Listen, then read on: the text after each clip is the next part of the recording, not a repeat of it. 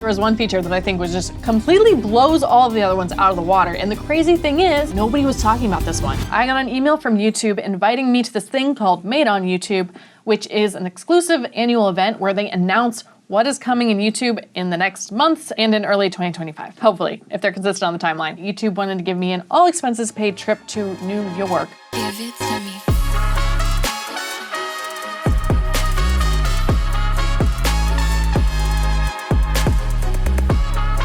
This kind of invite was not something we could ignore, so we arranged my schedule and made it happen, and I'm so glad we did because I got to hang out with some awesome creators, some of my favorites. Ryan Trahan was there, okay?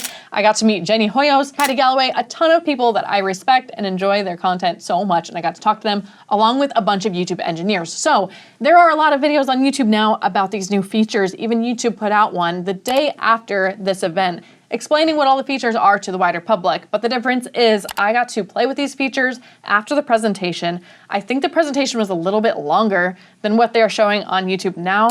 And I got to speak with a lot of the engineers and get the behind the scenes secrets that I really want to tell you guys about because I try to think of the most interesting questions I could ask them and their answers did not disappoint. All right, let's talk about the new communities feature. So YouTube says that they are changing the community tab to be called communities, and they have released the beta to a few creators. The idea is that other creators will be able to post on your wall. So your audience will be able to post kind of on your community tab, your community wall, instead of just you posting, which is really cool. Like having a community that is much more active like that in a two-way conversation, and it sounds great. I'm a little hesitant, and here's why. In an article YouTube put out a few days ago, YouTube claims that communities are already thriving, with fitness groups sharing progress photos, cooks sharing their best and worst recipes, and gamers debating fan theories. So cool. They beta tested it with some creators, and it's thriving. Except it isn't, because I dug a little deeper and I went to those community tabs, and their communities aren't really thriving compared to their channel size. For example, the fitness channel had over 1.6 million subscribers, and it only got 7 posts in the last 24 hours. The baking channel with 1.83 million subscribers had only 5 posts in the last 48 hours. The gaming channel did a little better. It had about 24 posts in one day, but it has over 2.3 million subscribers. So I just don't see how for a small YouTuber, this is really gonna make sense until it's way more popular and people are actually using it. But I'm afraid this is gonna be another one of those features that YouTube puts out and people just kind of forget to use it. So I think this could work eventually, but I don't have any high hopes that these are gonna be thriving communities anytime soon, especially for small or medium channels under like 1 million subscribers. All right, let's talk about the hype feature. So this one I probably have the most mixed feelings about. And the idea is that viewers can hype certain videos. So it's sort of like a like, but you only get 2 hypes, I believe, per week, and you have to do it within 7 days of the video's release. It is designed for small creators under 500,000, between 500 and 500,000. Now, YouTube says that they are releasing this because they're looking for ways to promote small creators and help small creators get seen. The thing is, the bigger creators are going to have a bigger audience, so more people will be hyping their videos, right? It sounds like they're trying to compensate for this a little bit, but they're being really vague on how much. So sorry, viewers actually get 3 hypes per week, and there's even a small creator bonus to help level the playing field. But they're not very clear what the creator bonus is, so hopefully it is some kind of percentage based on what your views and your audience is as a whole, so that these huge creators aren't just always going to be at the top of the hype boards. But it's hard to say. The good news is YouTube says that the hype thing is not going to affect anywhere on YouTube except for this little hype tab. And so even if you're not getting hyped, it won't be a big deal. This is another one where I hope they really adjust and actually prioritize smaller creators. I truly believe YouTube cares a lot about creators. I'm amazed at how much effort they put in to communicating with creators and hearing from creators. And they even said at this event that like none of the other social media channels are doing this. Instagram doesn't host these parties for their top creators every 48 hours. YouTube is doing this. YouTube has this thing called Creator Collective, and it's an invite-only party where they do in different regions, and they do one every 48 hours. So they are really trying to connect with creators. Now let's get to Dream Screen. When I said that the hype was what I had the most mixed feelings about, I lied. It's actually this one now that I think about it, because this is a lot of AI. So it's AI backgrounds. Right now it's for vertical. So the demos of this looked pretty cool for the most part. Like there was one, it was my favorite, where this designer showed all these different dress concepts and they looked gorgeous, so interesting. Although I was a little let down because I was hoping at the end, he asked what everyone's favorite was, and I was hoping at the end he would actually try to like replicate one of these fictional dresses.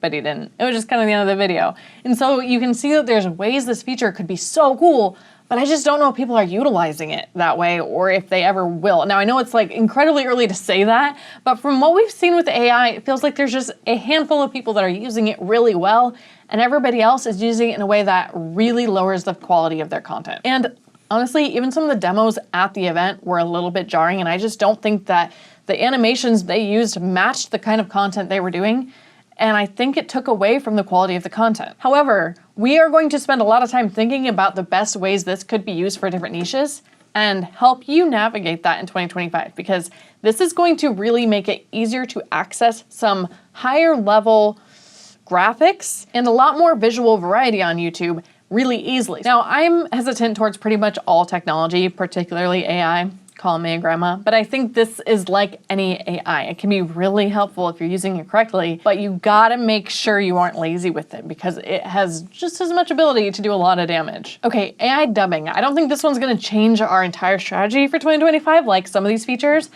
but I was really impressed. It was good. Like I got to use the feature afterwards, and you can turn this big knob, okay, in real time. So as the video is going, you can decide when to switch the language. So you can see what it's like. Like you can switch it mid-sentence and there's a slight delay, but you can really tell that it is mimicking the tonality of the presenter because you can switch it so fast and there's not very big of a change. Like it's not that jarring. It keeps popping una y otra vez en momentos aleatorios. They only had Spanish and Portuguese, and I don't speak either of those languages, so I couldn't actually tell you for sure how accurate it was, but based on how the presenter was speaking, it seemed pretty similar. Now, there was one part at the very end where he looked like he was talking very loudly, like almost yelling, and the audio didn't really match that when it was in Portuguese.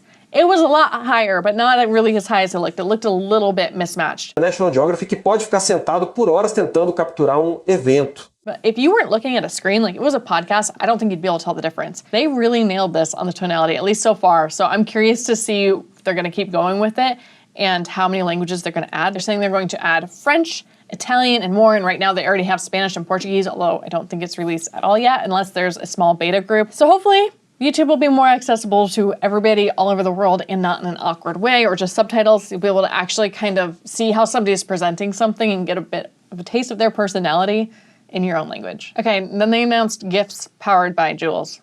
Ugh, I don't like this. I don't know, it could be cool. Like I heard some arguments at the event of people saying, well, it's cool that they're, giving more ways for the viewers to give to creators. So what this is, I guess some other platforms have used it. It's basically YouTube's latest way of encouraging like real-time donations. Fans are able to give digital items, which is what I just don't like. Why can't it just be real? Why can't anything be real?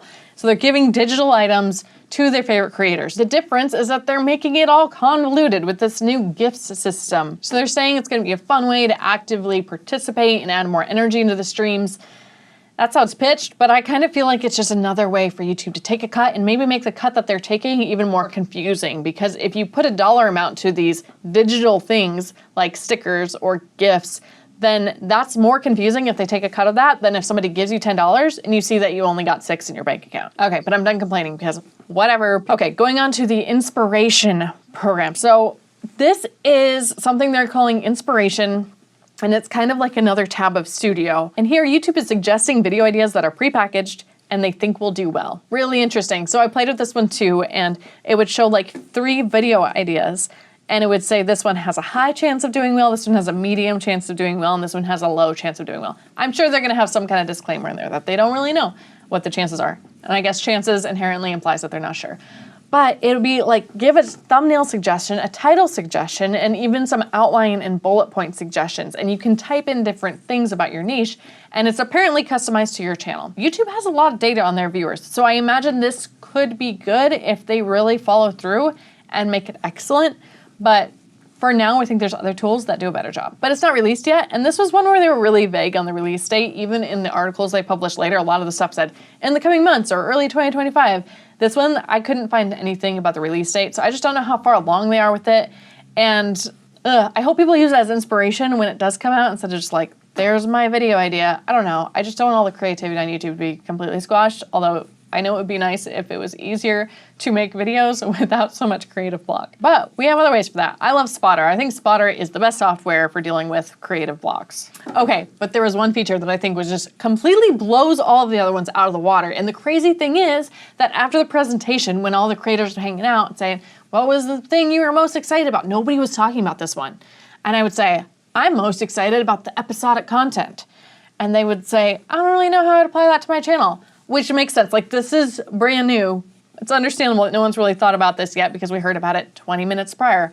But I think this is gonna be big for pretty much every channel. So here's what they're doing. They are making the content on YouTube more serial. So you're gonna have episodes, you could have seasons. It's almost like you could put an entire show onto YouTube. And now you might think, well, I'm not in fiction or I don't do documentaries. How does it apply? It applies because YouTube is prioritizing longer watch time. All the engineers are saying that, and a lot of the biggest creators are making their videos a lot longer because people are figuring out that YouTube is prioritizing longer watch time. So longer watch time is part of it, but the real reason why they're doing this is because people are watching YouTube on their TVs so much. It's passed up Netflix, it's passed up Disney. It is the most watched platform on TVs now, more than any of the other streaming services, which is crazy. And now anyone can make their own show without having to go through all the hoops of Hollywood. So that's awesome.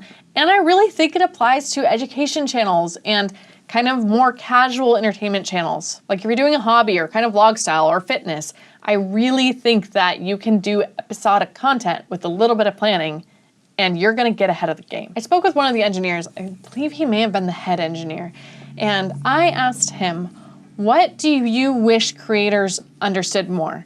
Like, what do you wish YouTube educators would tell creators more, and what do you wish creators understood more about the algorithm and making content and succeeding on YouTube? And he said he wishes that creators understood how much things change. Everything changes, trends change, and what's doing well on YouTube changes, and you have to be adaptable, and you can't really be surprised when what was working even 3 or 6 months ago isn't quite working well anymore. So I wanna get you ahead of that trend, and we are planning our entire content strategy for the rest of the year and 2025 around these changes, around these long-form episodic features that are coming to YouTube, and we're gonna show you how to do the same thing. So we're doing live in 1 hour on this channel to talk about what I learned at this event and how we're going to apply it in 2025 and help you figure out how you could apply it to your channel in 2025 and for the rest of the year, because why not start now to get ahead of that trend? If you missed the live, we're still gonna make a bunch of content about this concept. So if it's still up, watch the live or the live replay here. And if not, hopefully watch the next content about it right here as well. See ya, filmmakers. Are you gonna be filmmakers now? Not channel makers? I don't know, we'll see.